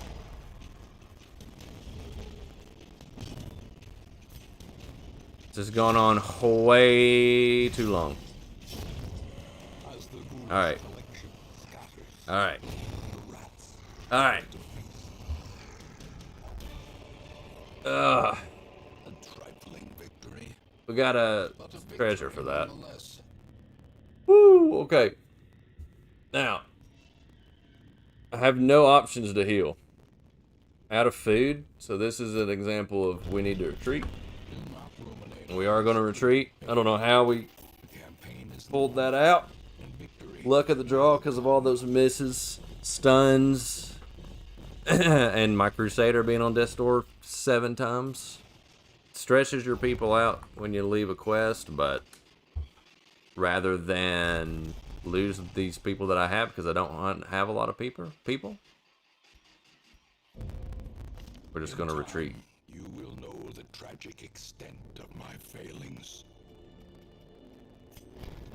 Now we've unlocked skills and whatnot. Now, if we wanted to, we could commit these guys to a sanitarium or something. We could absolutely do that, but if you just let them sit there a couple weeks, sometimes they will work it out themselves. We're for sure going to get. What skills does she have? Ebola gives knockback, interesting, and heal, interesting. Yeah, we'll use the Arbalest some more. I feel like I just have it. I don't have a good team comp for her right now. All right, cool, neato. Well, so that's a dark dungeon, guys.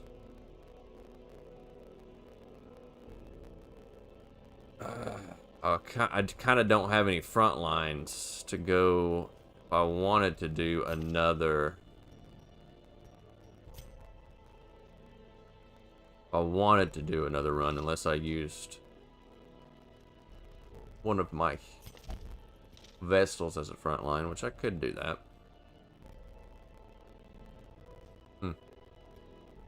Could do that. I think homeboy here has some skills that does additional damage to marked targets. Yeah, does. Only in the back line though, or you know he does it in second spot. I can mark people with Arbalest. I could probably try a team comp with that. Arthur Ryan, hello Arthur Ryan. Probably do a team comp with that. Don't have a bounty hunter yet.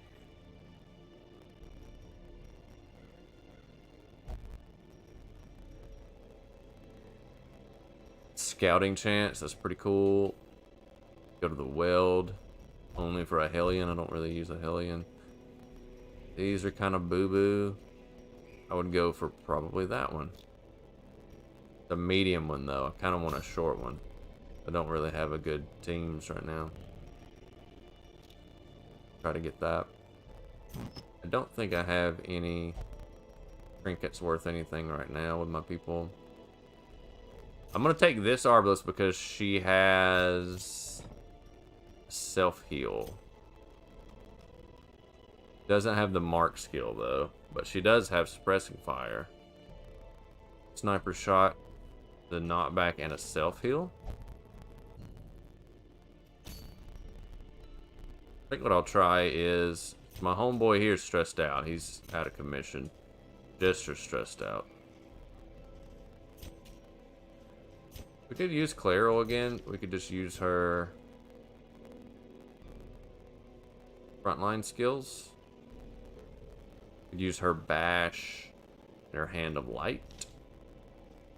Use her as a frontline. Couple her with a Dismas. I need to rename these people too. Arbalest. Do Arbalest and Plague Doctor. We could do that. Plague Doctor would be able to use melee from that line 3, and the Arbalest could do knockback and stuff. We could probably make that work. Let's rename these people if we can. Yeah, we can. So this character here is for sure Cameron.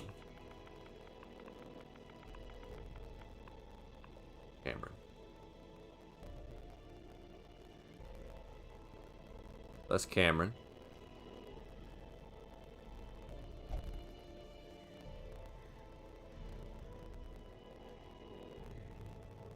I want to make Steve this person.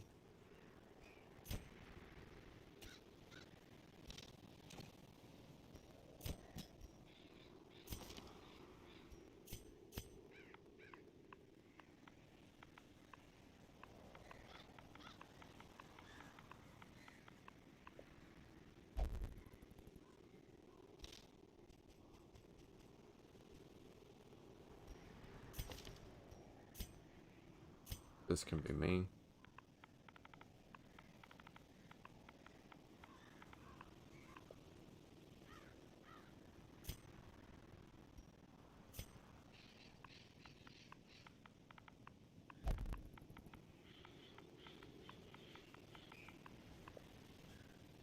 Rick gets to be the Arbalest. Right. Do the short mission.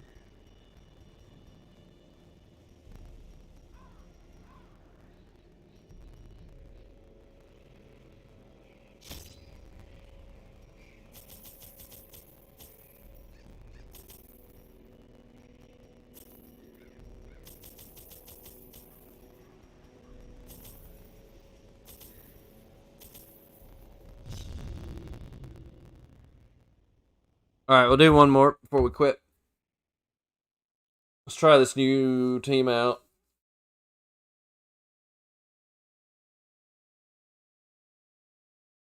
Don't really use a vessel as a front, but I just don't have any other front lines right now. You kind of have to just grin and bear your first couple missions till you can recruit some heroes to make some better teams. Now, Orin.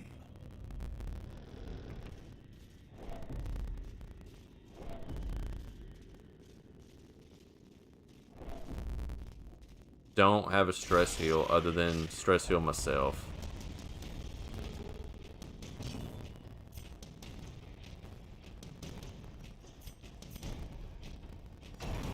Got my party all out of whack because we got ambushed.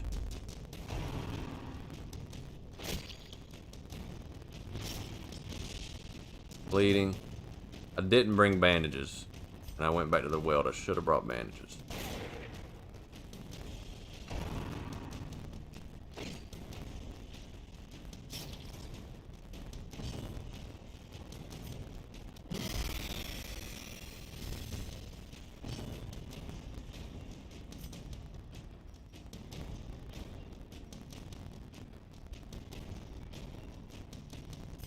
Can she heal anybody? Okay, that's actually useful. She can actually heal people. That's cool.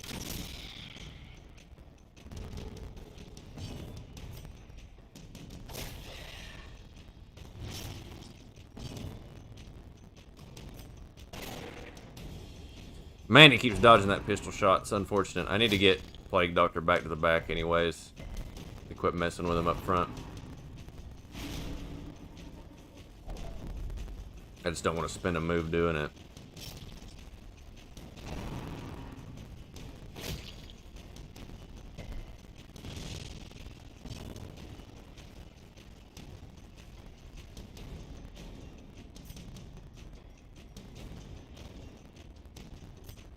I need to get him back to the back because he needs to get some blight on these dudes.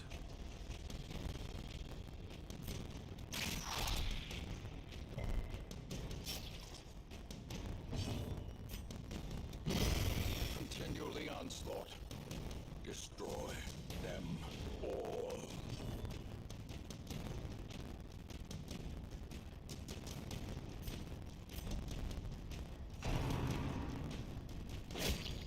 Yeah, he does not do the Plague Doctor does not need to be melee range taking hits. And I have a battlefield medicine I can use to remove that bleed, but I gotta be in the back.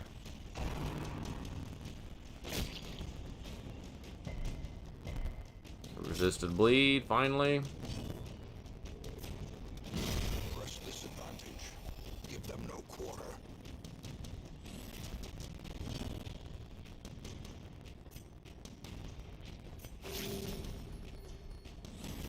Bandage her up for a buff. Skill and purpose.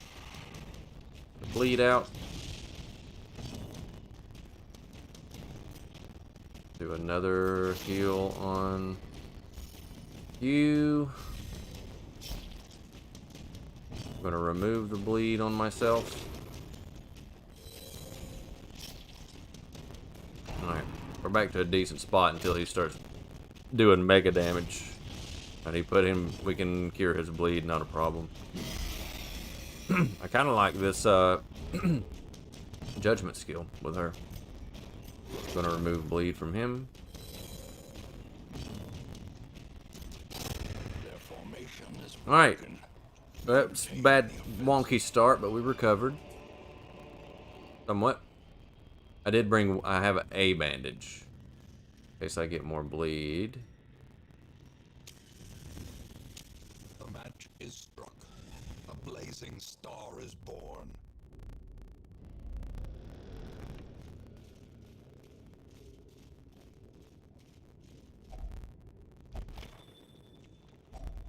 Glittering gold, trinkets and baubles. Paid for in blood. Spooters. Man, why do I keep getting surprised? I don't understand why that keeps happening.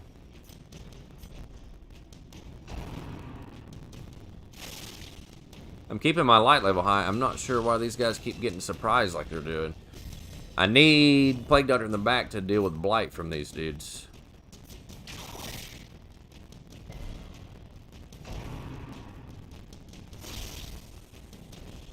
Ugh.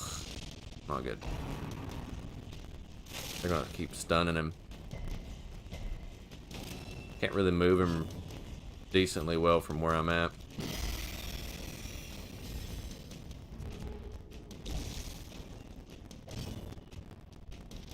Yeah, I can't cure my blight from where I'm at, so I really just need to Confidence surges as the enemy try to do damage, and I'm gonna end this quickly.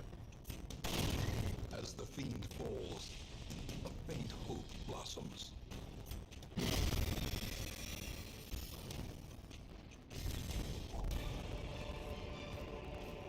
Success so clearly and Bro, why my people keep getting is it merely ambushed, surprised like that? light? I've never had that happen. I've never had it happen that many times in a row with my light being the way it is. Here's a question. Can my Arbalest do all her stuff from third position? Yes, she can. She's going to have to go third position right now. Just until I can get him cured up. Or her, I'm sorry. Plague Doctor cured up. I have an antidote. But I need to do a little bit of healing.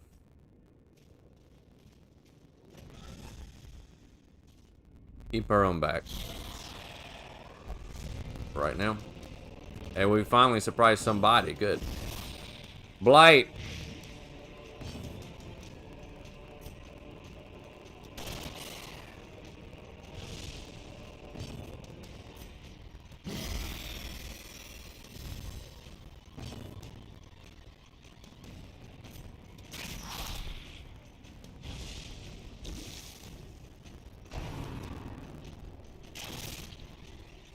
Man.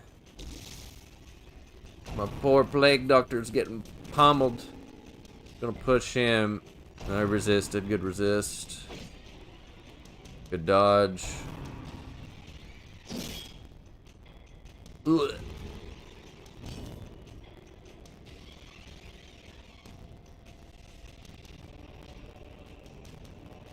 He's dead next turn. He's not dead next turn. He's dead now next turn. Death by inches. No sense. There's actually let's try to, well, we can't really do anything. Let's just slow take heal ourselves. There's really no other good move for us. We can't hit anybody that's not backline. Unforgiving. I'm gonna have to use my Arbalest to probably heal. Yep. Probably heal her. I really like this skill because it busts my damage.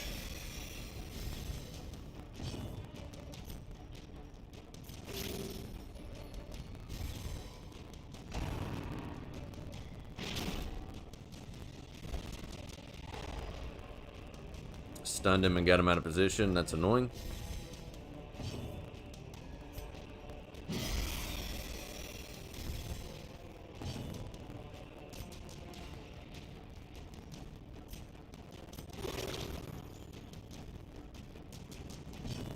Arbalest can't do anything in this position, so she's got to move back.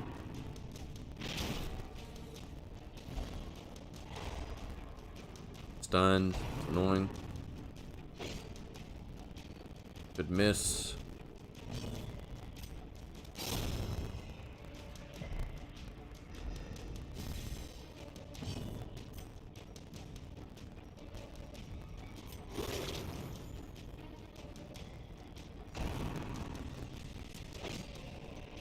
Good dodge.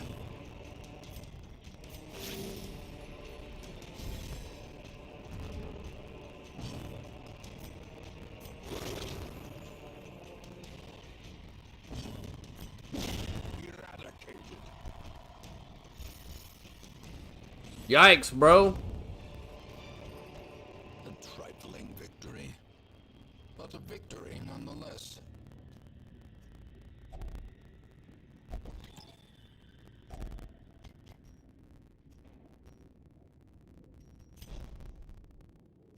Let's eat some of our food. I brought a little extra. Eat some food for healing.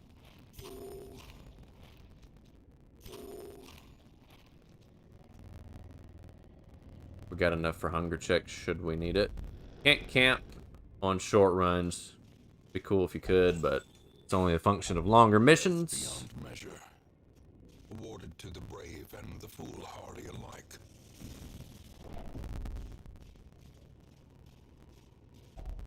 Even the cold stone seems bent on preventing passage.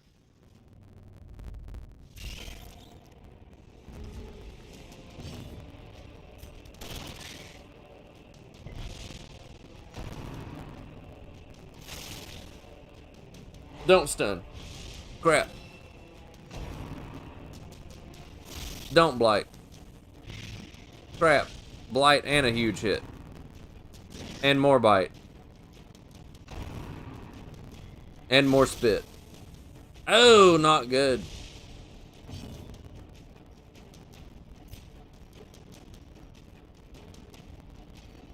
Man, let's get rid of one of them at least. Abomination cleansed from our lands.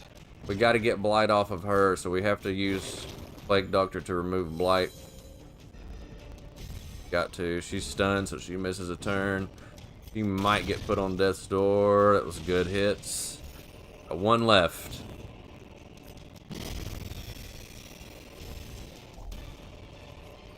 Ornaments neatly ordered. I gotta use food for her. Admired. Got to. At least enough to try to get some more heals on down the road. Do I have holy water? I do.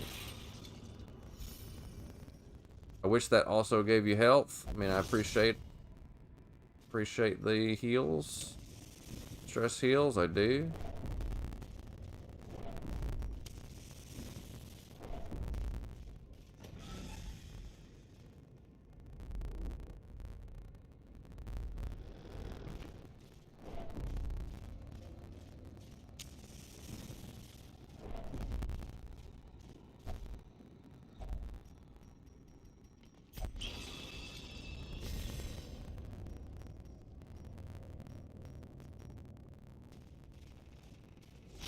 %30 additional damage on her. This surprise thing, I don't understand it, man. I don't know why we gotta keep doing that.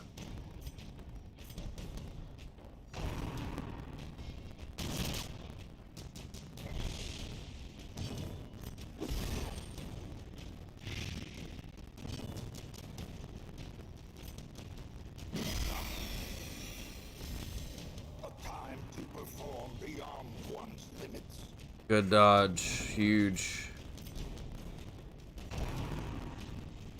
No shank. Good dodge. Huge.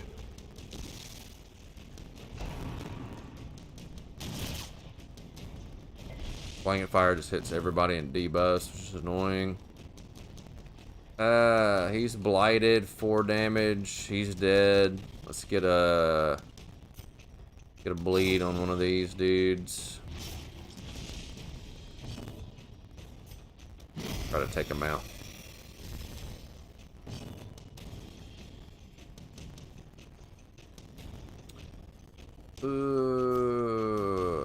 I could blind him, but it doesn't really do me any good. I'm gonna use this opportunity to get at least one heal tick on him.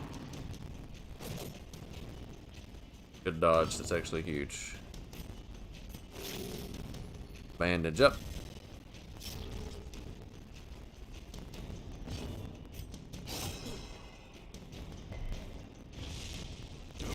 Great is the weapon that cuts on its own.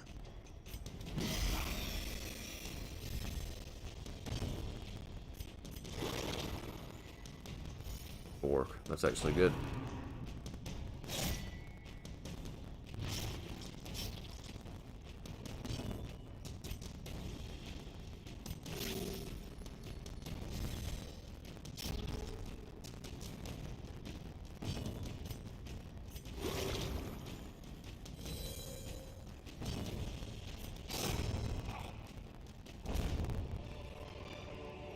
Seize this momentum. Push on to the task's end. Whew. Cameron does need to wake up, Kai. You're absolutely right. He's so rude for not waking up. Can you imagine not being awake? I can't.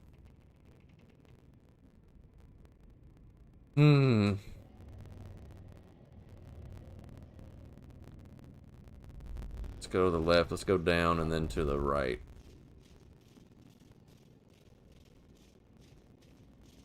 I keep waiting on the hunger check. That's why I'm not eating all my food. Don't have any more opportunities to heal. Kind of tanking right now. There's my hunger check. I got one morsel of food after my hunger check. I'm gonna give that to her. How many torches I got? That was my last torch. Woo! It's gonna be close, boys and girls. Yeah, who would sleep, really? A fortune I wouldn't. to be spent.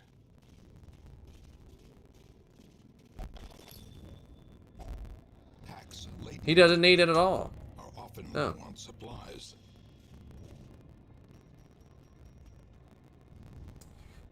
Ooh, really want to try to complete this mission, but I'm scared, guys. I'm scared.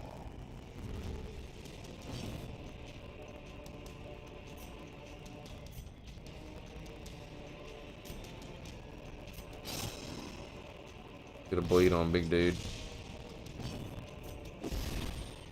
Plague grenade. Brata!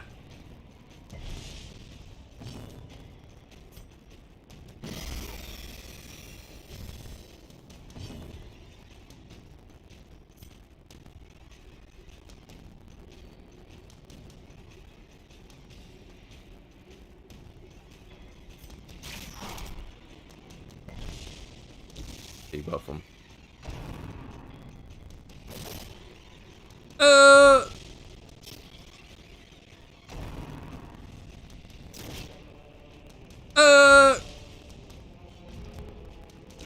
Slowly, gently. This is how a life is taken.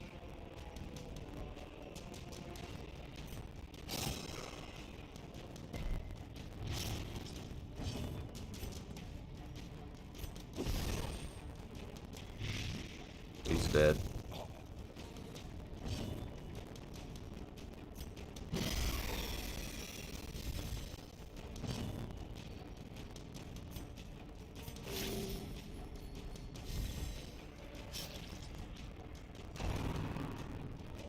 No. Good dodges by who dodged. Got a bleed tick, but at least it wasn't on my frontliners.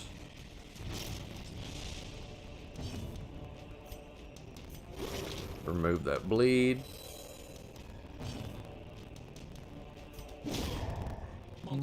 Boom! Boom! We made it. Woo! That was cutting it close. We made it though. Oh, that last finishing hit from Vestal was huge. Vestal frontline's kind of different. Scary though. I would probably feel better if I had like a Crusader back rank for healing. Or if I had that Arbalest buffed up a little bit. That Arbalest is cool because if you apply it once, you get 20% additional, but you're also can't really do that unless if she's tied up attacking back ranks. Interesting. My people are so low level right now, my team comps are so weird. That's not helping.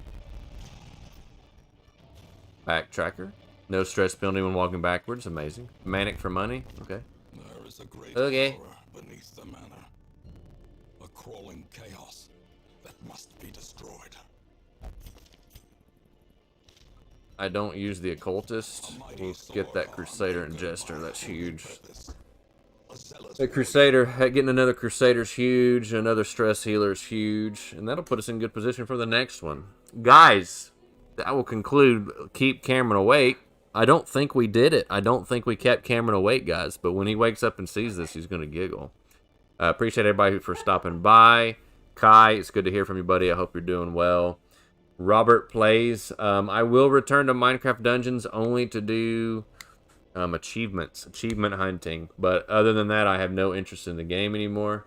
Gaming Legends, Pink Shades, Mommy Muggle, it's good to hear from you guys. Hope you guys have